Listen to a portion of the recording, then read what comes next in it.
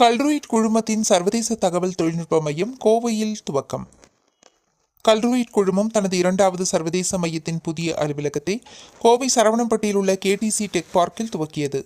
Belgium, France, Luxembourg உள்ளிட்ட இடங்களில் 750 சில்லறை விற்பனை மையங்களை கொண்டுள்ளது.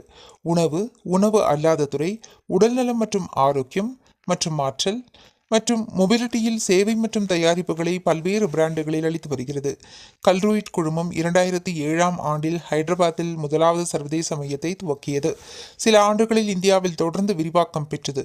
தகவல் தொழில்நுட்பம் முதல் பன்னோக்கு வணிகத்தையும் கல்ட்ரூயிட் குழுமம் மேற்கொண்டது.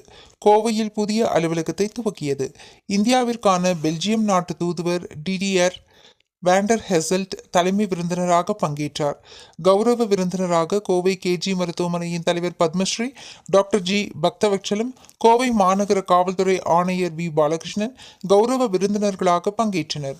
கல்ட்ரூயிட் இந்தியா குழுமத்தின் நிர்வாக இயக்குனர் ஹரி சுப்பிரமணியன் பேசுகையில், கோவையில் புதிய அலுவலகத்தை துவக்குவது மிகவும் முக்கியத்துவம் வாய்ந்தது. எங்களது குழுமத்திற்கு கூடுதல் மதிப்பை ஏற்படுத்தியுள்ளது. அனைத்து திட்டங்களிலும் யுக்திகளிலும் டிஜிட்டல் மயமாக்குவதிலும் மாற்றத்திலும் கவனம் செலுத்தும் கோவையின் பல்வேறு வகையான தொழில் முனையும் கலாச்சாரமும் இன்ஜினியரிங் தொழிலில் மையம், கல்விச்சூழல் போன்றவை இங்கு முதலீடு செய்ய எங்களது தேர்வாக அமைந்தது என்றார்.